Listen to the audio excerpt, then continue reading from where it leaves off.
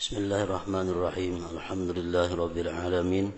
Wassalatu wassalamu ala asyrafil anbiya wal mursalin sayyidina wa maulana wa habibina Muhammadin wa ala alihi wa sahbihi ajma'in. Qala al-musannif al-imam hujjatul Islam Abu Hamid Muhammad bin Muhammad al-Ghazali rahimahullah wa nafa'ana bi ulumih. Al-qismu tsani at-ta'at wa hiya murtabitatun bin niyyat bi asli sihhatiha wa bi tadha'ufi fadliha. Amma al-aslu fa huwa ay yanwiya biha ibadatallahi ta'ala la ghair fa inna war-riya sarat ma'siyah. Wa amma tadha'uful fadli fa bi kathratin niyyatil hasanah fa inna ta'atal wahidata yumkinu ay yanwiya biha khairatin katsirah fa yakunu lahu bi kulli niyyatin sawab. Idh kullu wahidatin minha hasanah summa tadha'afa kullu hasanatin ashra amsalha kama warada bihi al-khabar. Wa mithaluhu al-qu'ud fil masjid fa innahu ta'ah wa yumkinu an yanwiya bihi niyyatin katsirah hatta yasira min fadaili a'malil muttaqin wa yablugha bihi darajatil muqarrabin ila akhir.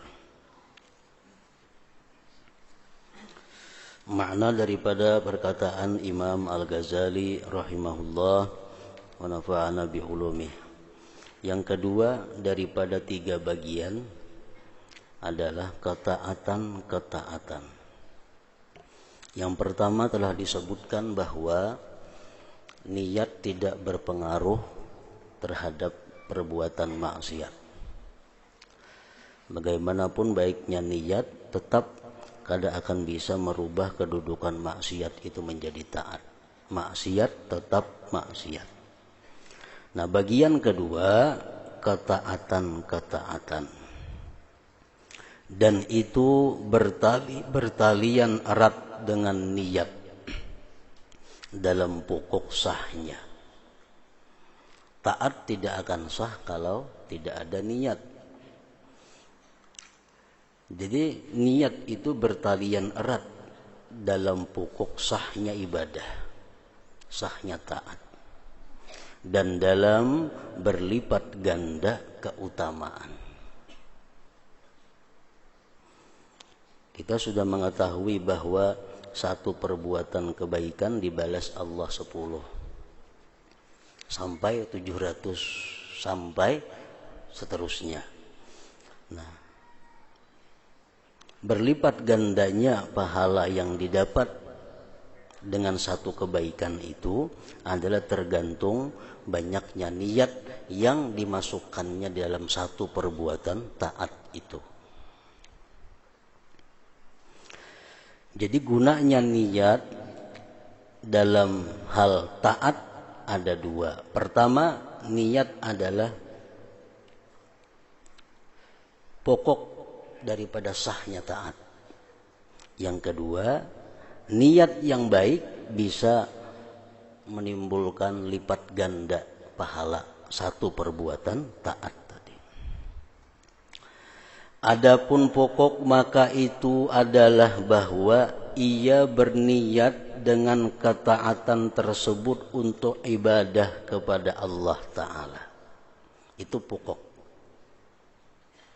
tidak lainnya. Berniat dengan ketaatan tersebut untuk ibadah kepada Allah Ta'ala.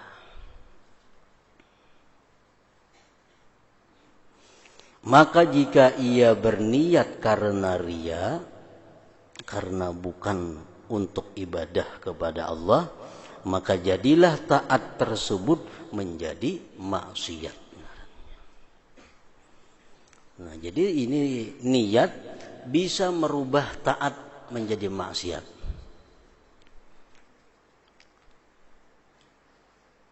Perbuatan yang mestinya dapat pahala, tapi niatnya salah, bisa menjadi dosa.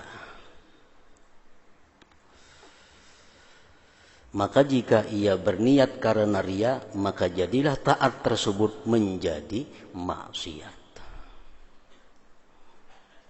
Bersedekah contohnya. Sedekah adalah perbuatan taat. Akan berpahala, akan sah Diterima Allah artinya apabila diniatkan ibadah. Bila diniatkan menjunjung perintah Allah, diniatkan mencari keridhaan Allah, maka sedekah tadi menjadi taat yang berpahala. Tapi apabila sedekah itu diniatkan dengan bukan ibadah, nah maka sedekah tadi bukan mendapat pahala tetapi mendapat dosa karena niatnya yang salah. Adapun berlipat ganda keutamaan, maka dengan banyaknya niat yang baik, maka ia memperoleh pahala dengan setiap niat. Ini bersedekah umpamanya tadi, niatnya menjunjung perintah Allah atau untuk mendapatkan keridhaan Allah. Nah, dapat pahala sudah 10. Ditambahnya lagi niat yang lain pada itu, nang baik niatnya. Arti niat nang baik itu niat nang kada bertentangan dengan ibadah. Semakin banyak niat-niat yang baik dimasukkan dalam niat yang utama, maka semakin banyak ganjaran yang diterima. Karena setiap niat adalah suatu kebaikan. Kemudian setiap kebaikan berlipat ganda sampai 10 lipat, seperti yang disebutkan dalam hadisnya Nabi sallallahu alaihi wasallam.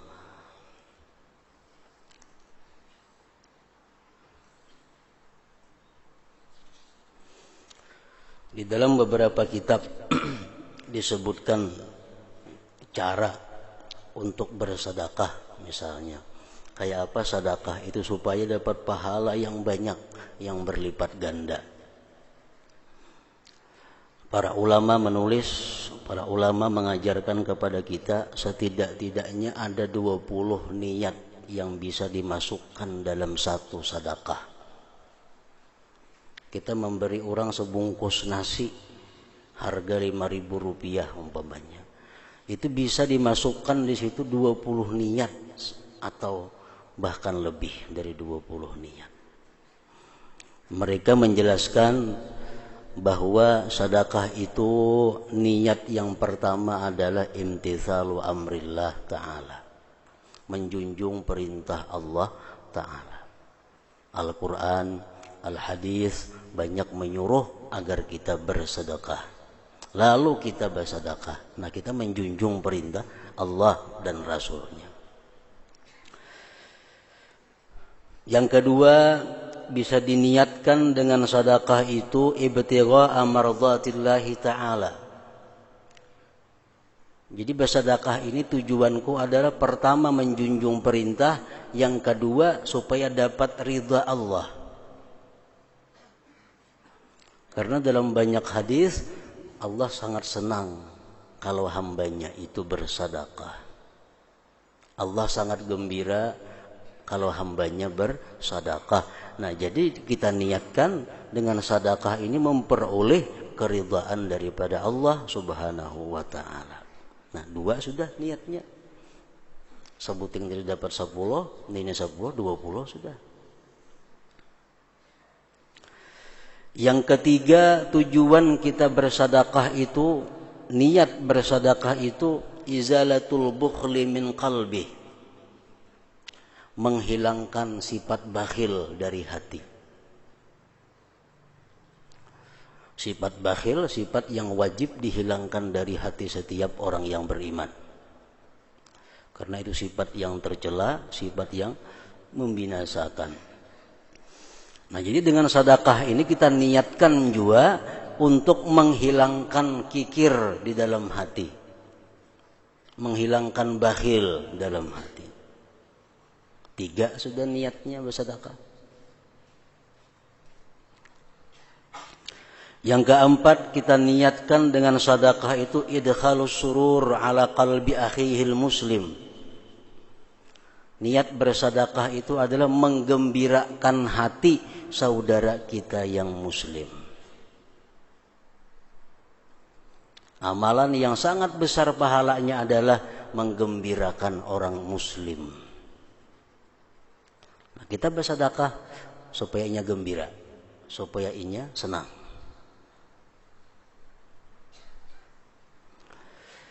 Yang kelima, kita niatkan bersedekah itu jabrul khatir, menutupi kekecewaan saudara kita muslim, mengurangi kesedihannya, mengurangi duka laranya. Kita beri sedekah.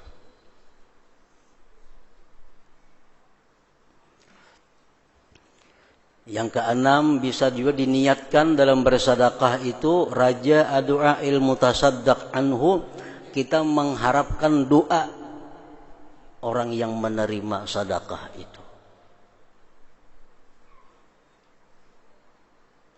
Anjak orang permintaan di kartak-kartak tuh. Kita timbai duit, nah, terima kasih dan selamat, panjang umur, sehat badan, murah rezeki sampai tujuan. Nah itu doa ngarannya, doa kepada nang memberi sedekah itu. Bersedekahnya berapa? Paling-paling Rp1.000 ditimbai, doanya saling banyakan. Sabuting aja kabul, labihan susah Rp1.000 itu. Mengharapkan doa orang yang diberi sedekah. Yang ketujuh, diniatkan dengan sedekah itu taisiruhu 'alat ta'ah, memudahkan saudaranya itu untuk berbuat taat.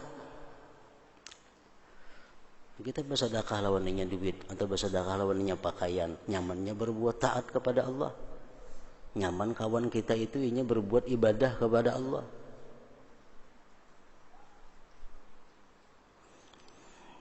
Yang kedelapan, niatnya bersedekah itu raja syafaatihi yaumal qiyamah, mengharapkan syafaatnya pada hari kiamat.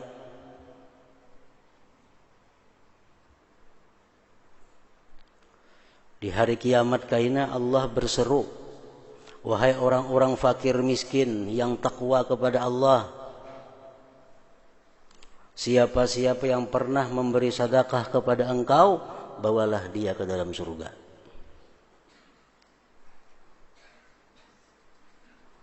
Dalam hadis Rasulullah mengatakan bahwa orang fakir miskin yang takwa itu di akhirat mereka ada punya daulah, mereka ada punya kekuasaan. Kekuasaannya apa?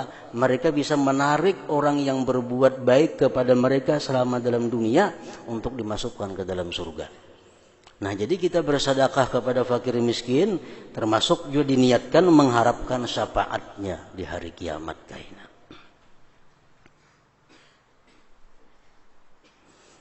Yang kesembilan, ighrasu hubbihi fi qalbih, menanamkan kecintaannya di dalam hati. Menanamkan kecintaan di dalam hati.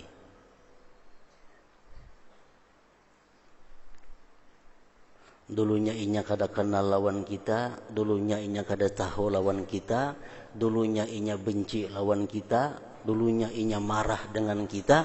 Dengan adanya sedekah yang kita beri ini supaya dia cinta lawan kita. Karena mencintai orang muslim adalah perbuatan ibadah. Benci kepada orang muslim perbuatan maksiat. Nah, dengan sedekah ini kita berharap timbul di hatinya mahabbah kepada kita. Mahabbah, kecintaan kepada kita. Karena mencintai orang yang beriman itu adalah satu ibadah.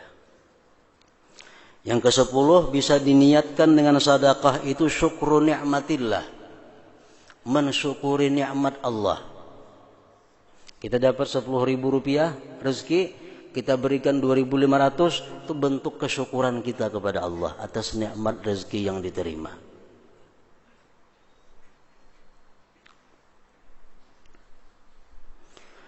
Yang ke-11, kita niatkan dengan sedekah itu talabu ziyadah minallah, menuntut tambahan daripada Allah. Kita hari ini dapat rezeki misalnya 10 ribuannya, Maka kada cukup 10.000 nih kita sagan di rumah. Nah kita berikan 2.500 untuk sedekah dengan mengharapkan agar ditambah Allah rezeki untuk kecukupan hari ini. Karena Rasul bersabda, "Man naqasa malun min sadaqah," harta itu tidak berkurang dengan sedekah. Yang ke-12 diniatkan lagi dengan sedekah itu tathiru malihi minasyubhah, membersihkan harta daripada syubhat. Ini harta yang kita dapat ini macam-macam. Kada tentu 100% halal, ada syubhatnya. Nah, kita niatkan dengan bersedekah ini harta kita dibersihkan dari yang syubhat-syubhat itu. Yang ke-13 dengan sedekah kita berniat itfa'u ghadabir Rabb, memadamkan kemarahan Allah. Bersedekah niat mudahan Allah kada sarik lawan aku.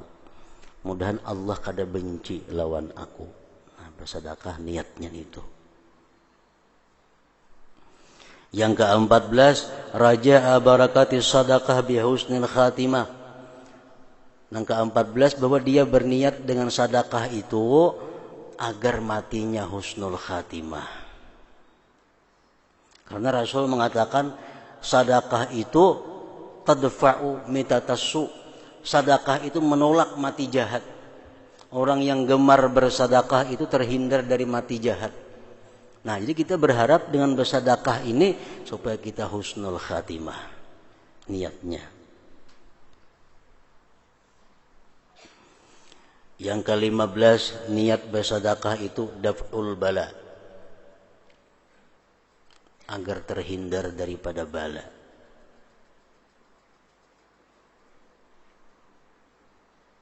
Yang ke-16 niat bersedekah itu hifzul fakir min ghibatihi.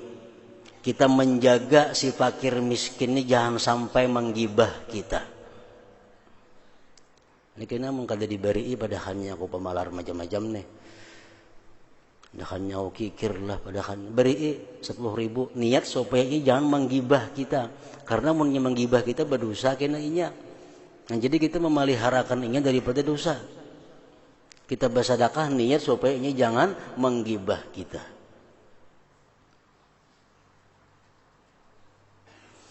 Yang ke-16, yang ke-17 niatnya lagi bersedekah itu adalah ada'u haqqil fakir. Menunaikan hak orang fakir. Karena setiap harta yang kita miliki itu di situ ada hak orang fakir. Hak melihat, hak mendengar, hak mencium. Kita bisin motor lewat lalang di hadapan orang fakir, kasihannya hendak coba buat di situ ada juga hak. Kita makan yang nyaman-nyaman di situ ada haknya melihat kita makan yang nyaman-nyaman, hak mata. Kita beri sedekah niat menunaikan hak orang fakir. Yang ke-18 izalatu hubbil mal fi qalbi, menghilangkan cinta harta di dalam hati. Dengan bersedekah ini niat supaya cinta harta dalam hatiku ini hilang atau berkurang sekada-kadanya. Yang ke-20, yang ke-19 al-istitar minan nar. Al-istitar minan nar, berlindung dari api neraka. Karena Nabi bersedekahlah kamu walaupun sebelah biji kurma, untuk menghindarkan diri dari api neraka. Dengan sedekah ini aku berniat mudahan terlindung daripada api neraka. Nah, yang ke-20 bersedekah ini adalah tujuannya untuk menyenangkan, menggembirakan Rasulullah sallallahu alaihi wasallam. Nah, itu paling kada 20 itu. Bahkan masih banyak sampai 100 niat lagi ada bersedekah itu. Namun sudah tahu nih tuh kita bahwa bersedekah tadi makin banyak niat, makin banyak pahala, makin banyak niat, makin banyak ganjaran di sisi Allah. Mau kada mau kita setiap kali bersedekah kita tahan dahulu satu mat, kita hadirkan hati kita untuk berniat tadi. Niatakan dalam hati. Nah, para ulama menjelaskan pula bagi mereka-mereka yang kada mengerti dengan niat-niat kebaikan tadi, bagi mereka-mereka yang kada paham dengan niat-niat yang hasanah tadi, mereka dianjurkan untuk berniat nawaitu bihadhihi sadaqah kama nawa ibadullah as-salihun. Aku berniat dengan ini sedekah sebagaimana berniatnya hamba-hamba Allah yang saleh. Mencakup semuaan sudah. Sahaja aku bersedekah dengan niat sebagaimana niat orang-orang yang saleh. Di dalam kitab Manhajus Sawi disebutkan bahwa lebih baik lagi kalau kita bersedekah, sahaja aku bersedekah dengan niat sebagaimana yang diniatkan oleh Al-Imam Al-Faqihul Muqaddam. Nah, mencakup sudah semuaan itu. Mengkalawasan menghadirakan 20 perkara ini nah. Jadi ringkas saja lagi. Cuma sekadang-kadangnya tahu dahulu bahwa itulah yang diniatkan oleh para ulama-ulama dahulu bersedekah. Itu niatnya. Nah, jadi sahnya ibadah, maksudnya diterimanya ibadah itu tergantung kepada niat. Kemudian berlipat gandanya ganjaran ibadah tergantung kepada banyaknya niat-niat yang baik dimasukkan dalam pokok niat tadi. Niat pokok itu kada boleh hilang, menjunjung perintah Allah atau mencari keridhaan Allah. Itu niat pokok. Setiap kali kita beribadah, niat pokoknya adalah menjunjung perintah Allah atau mencari keridhaan Allah. Atau mendapatkan keridhaan. Itu niat pokok. Selanjutnya tambahi lagi niatnya nang apakah? Asal jangan bertentangan dengan ibadah itu. Asal kada bertentangan dengan keridhaan Allah, kada bertentangan dengan perintah Allah.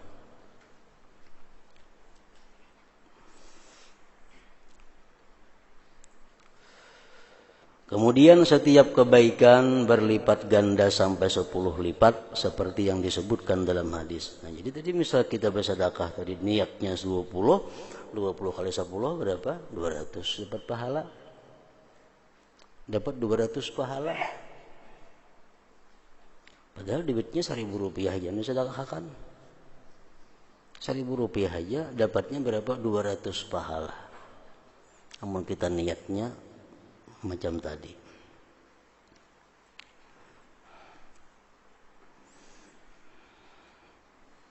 Bisa hendak memberi makan orang, hendak memberi jamuan kepada orang. Nah, esok kena aku hendak nukar nasi bungkus 10 bungkus, hendak memberi jamuan kepada orang, hendak memberi makan orang. Nah, niatakan dulu.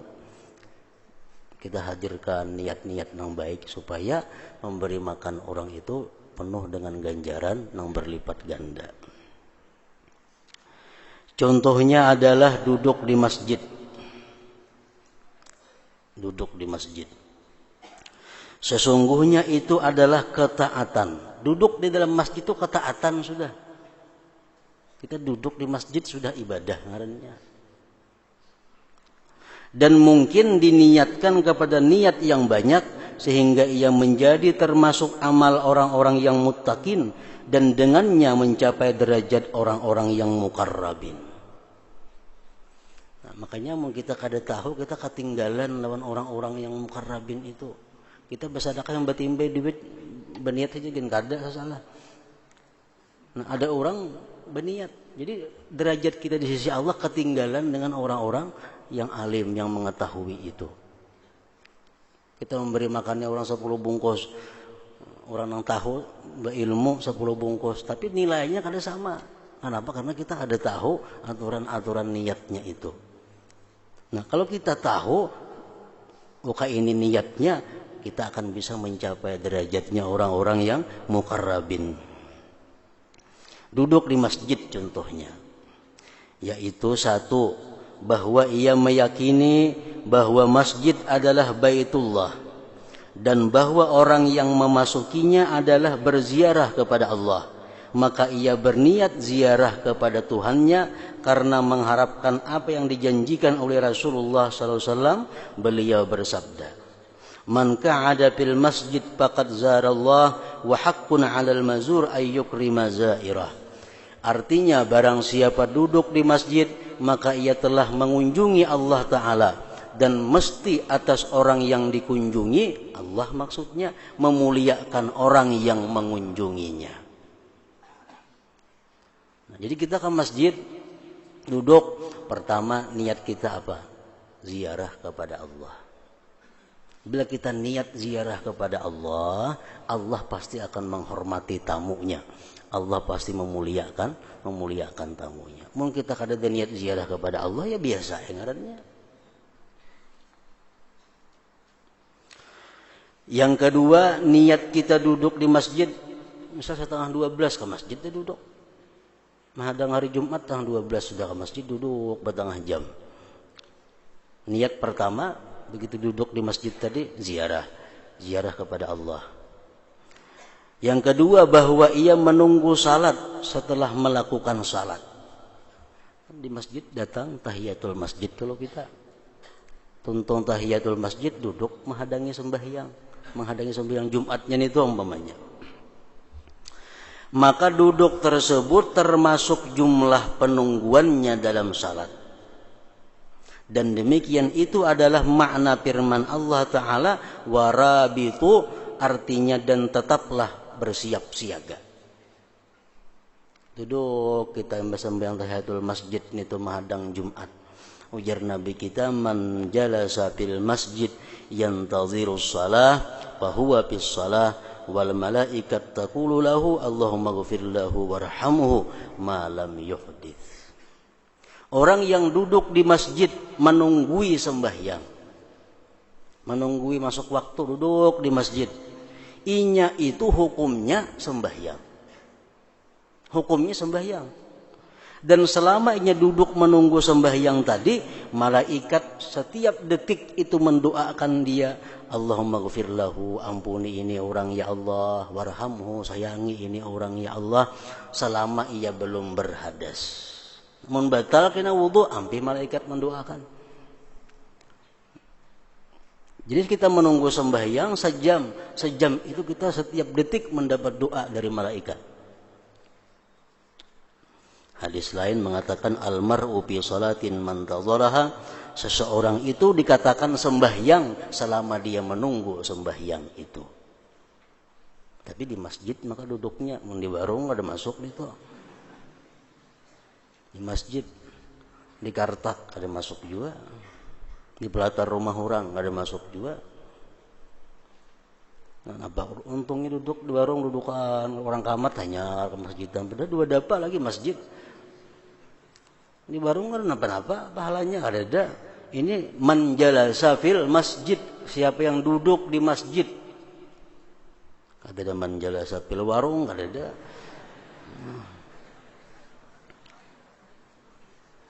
Di masjid mana aja nih tuh, ada warung nggak hibak, orang kamat hanya ke masjid. Jika di masjid duduk ada pahalanya, ada doa dari malaikat macam-macam. Dan yang ketiga, duduk di masjid itu diniatkan menjadi rahib dengan mencegah pendengaran, penglihatan dan anggota badan dari gerakan-gerakan dan pulang pergi. Sesungguhnya i'tikaf adalah pencegahan, dan itu adalah semakna dengan puasa, dan itu adalah salah satu macam kerahiban. Karena itulah Rasulullah SAW bersabda, rahbaniyatu ummati al-qu'ud fil masjid, artinya kependitaan umatku adalah duduk di masjid. Kalau pendeta orang lain Islam bisa kada boleh kawin, kada boleh makan ini, kada boleh makan benyawa, kada boleh makan macam-macam.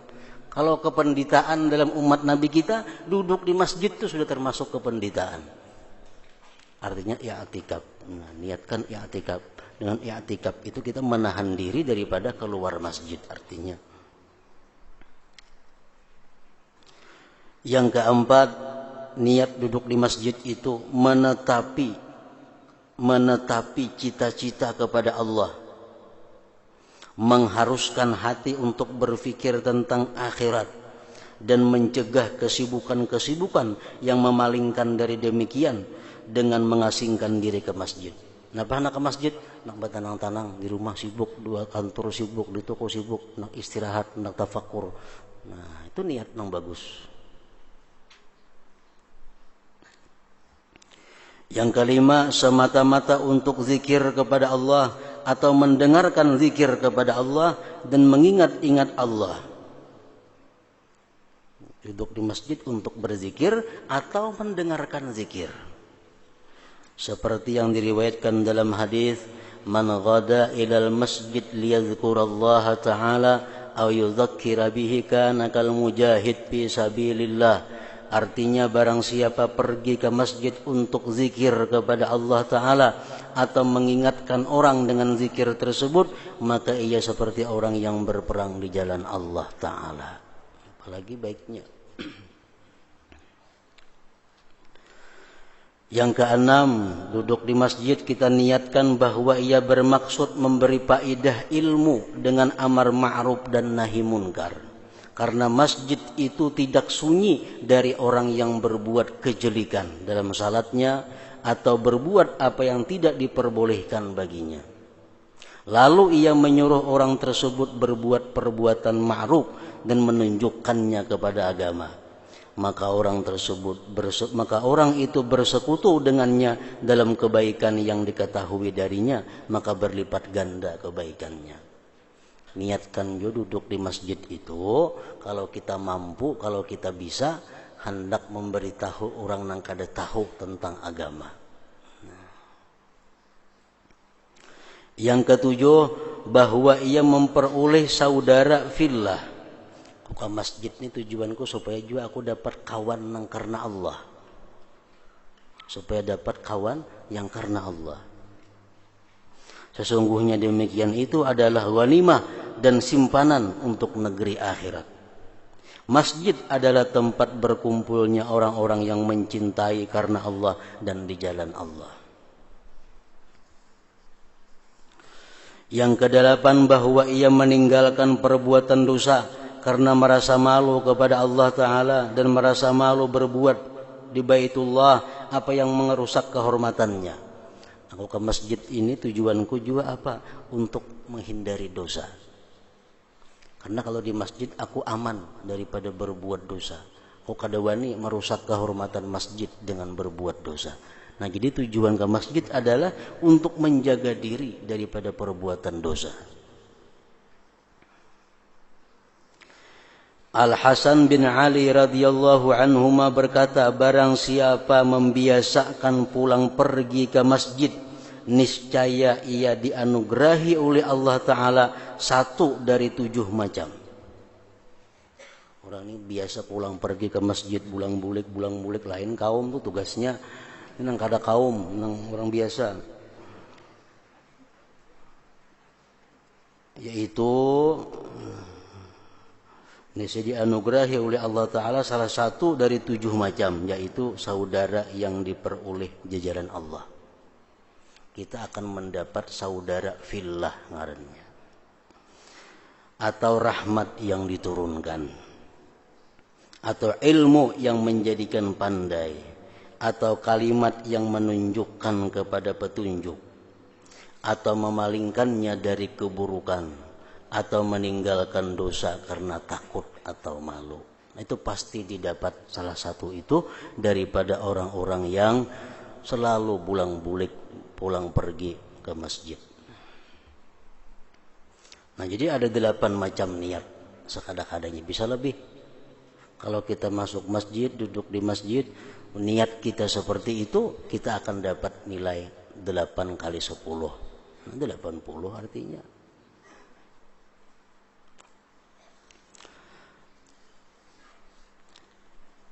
Inilah jalan memperbanyak niat. Cuma nang kada tahu, nang belum bisa, yang hendak maulah seorang niat itu. Karena ukuran pokoknya itu adalah yang pertama tadi, menjunjung perintah Allah atau ingin mendapatkan keridhaan Allah. Itu pokoknya. Jadi apa niat-niat selanjutnya cocok kada lawan keridhaan Allah. Cocok kada lawan imtisal amrillah, menjunjung perintah Allah. Nah, jadi kalau kada cocok kada kawa diulah niat. Jadi pedoman dasar niat selanjutnya yang banyak itu mesti sesuai dengan keridhaan Allah, sesuai dengan perintah Allah, maka itu pokoknya.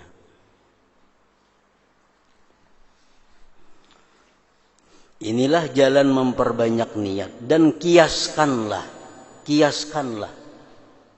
bandingkanlah dengannya setinggal perbuatan taat dan mubah. Para ulama menjelaskan contoh orang menghadiri majelis ilmu. Orang mulai rumah hendak ke pengajian, itu satu kebaikan, satu perbuatan taat akan dapat 10. Cuma kalau ditambahnya niat yang baik bisa sampai dapat ratusan bahkan lebih pahalanya.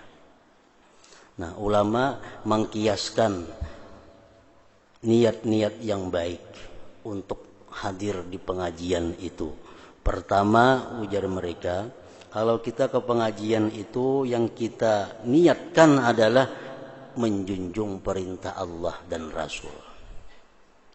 Aku turun ke pengajian ini, motivasinya, dorongannya adalah menjunjung perintah Allah. Karena Allah menyuruh menuntut ilmu, Rasul menyuruh menuntut ilmu. Jadi aku menuntut ilmu ini menjunjung perintah Allah. Nah, itu pokoknya.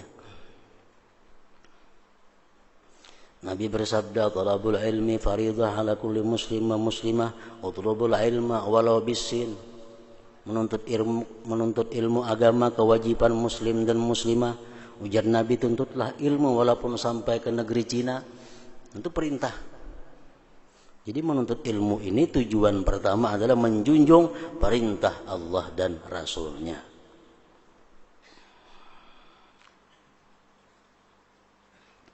Yang kedua, ditambah lagi niat istirda'ul malaikah. Aku menuntut ilmu ini tujuannya apa lagi? Untuk menyenangkan malaikat Allah. Malaikat senang bila aku menuntut ilmu. Malaikat gembira bila aku menuntut ilmu. Jadi tujuan menuntut ilmu ini juga menyenangkan malaikat. Rasul bersabda, "Innal malaikah la tadau ajnihataha li talibil ilm ridan bima yasna'u." Malaikat itu menaruhkan sayap-sayapnya bagi orang yang menuntut ilmu. Menaungi orang menuntut ilmu dengan sayap-sayapnya karena senang dengan apa yang dia perbuat. Nah, jadi menuntut ilmu itu bisa diniatkan adalah juga mencari atau mendapatkan kesenangan malaikat. Yang ketiga, kita menuntut ilmu bisa diniatkan ta'zimu sya'airil Islam. Ta'zimu syiaril Islam, membesarkan syiar Islam. Nah, kita menuntut ilmu untuk membesarkan syiar Islam, syiar Allah.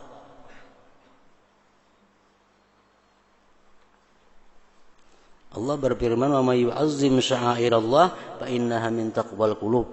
Siapa yang membesarkan syiar Allah itu termasuk ketakwaan hati seseorang. Jadi tujuan kita menuntut ilmu juga adalah menghidupkan syiar Islam. Yang keempat, kita menuntut ilmu ini apa tujuannya lagi? Asyukru ala ni'mati sihhati wal farag. Kita bersyukur dapat nikmat sihat dan kelapangan.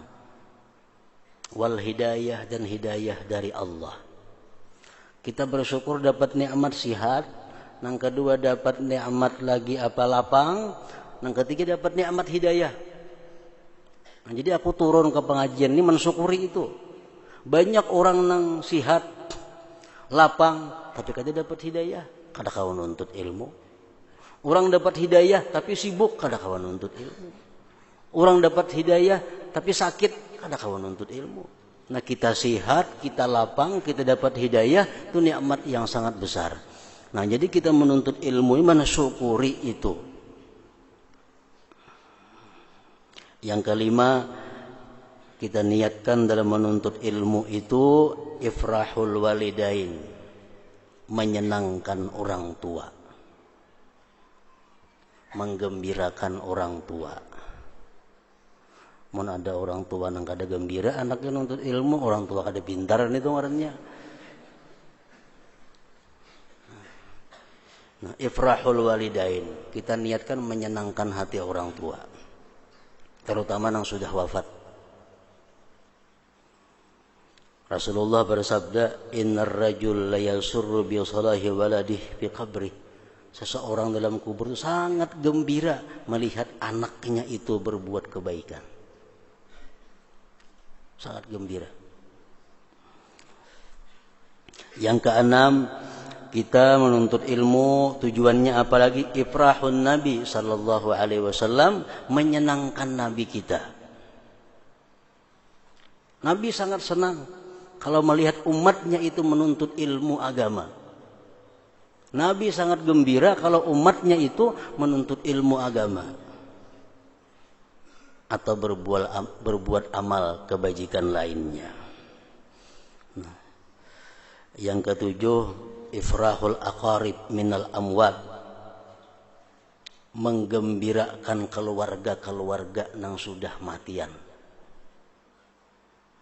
Rasul bersabda, "Inna a'malakum tu'radu ala aqaribikum wa asyairikum minal amwat, fa in kana khaira istabsyaru." Ujar Nabi, amal perbuatan kalian itu ditampayakan lawang kula-kula ikam nang dikubur itu nah. Amun amal ikam baik, sukaan mereka. Sepupu kita, marina kita, kamanakan kita dalam kubur, kalau melihat amal kita ini baik, gembira mereka. Nah, jadi kita menuntut ilmu tujuannya salah satunya adalah menyenangkan keluarga-keluarga yang sudah wafat. Yang kedelapan, orang menuntut ilmu tujuannya talabur rahmah wal maghfirah, menuntut ampunan dari Allah, menuntut rahmah dari Allah. Kenapa turun ke pengajian? Tujuannya supaya hapus dosa-dosa. Kenapa turun ke pengajian? Supaya hilang dosa-dosa, diampuni Allah. Karena Sayyidina Umar pernah berkata, "Innar rajul la yakhruju min manzilihi wa alaihi minadz dzunub mislu jibali tihamah, fa idza sami'a al-'alima khaba wastarja'a an dzunubi wa ansarafa ila manzilihi wa ma alaihi dzunub." Seseorang itu keluar dari rumahnya, berangkat dari rumahnya penuh dengan dosa-dosa seperti gunung-gunung yang ada di Tihamah. Manakala dia mendengar orang ceramah, mendengar si alim menyampaikan hadis-hadis Nabi tentang dosa, tentang macam-macam, dia sedih. Dia sedih. Begitu dia pulang sampai ke rumah, tidak ada lagi atasnya dosa sedikit jua pun. Nah, itu orang yang hadir di majelis ilmu. Yang kesembilan, tujuan ke majelis ilmu adalah al-khuruj fi sabilillah, berangkat sabilillah. Orang yang menuntut ilmu, andai kata dia mati, mati syahid. Matinya mati syahid. Karena orang yang berangkat menuntut ilmu itu sama dengan berangkat fi sabilillah. Jadi tujuanku menuntut ilmu ini adalah berangkat di jalan Allah.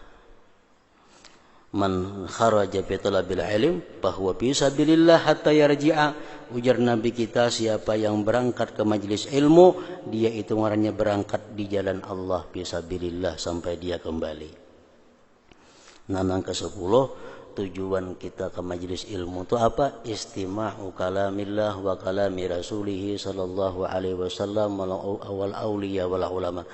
Tujuan kita adalah untuk mendengarkan firman Allah, mendengarkan hadis-hadis Rasulullah, mendengarkan perkataan para aulia dan ulama-ulama. Nah, 10 niat dalam sekali berangkat menuntut ilmu.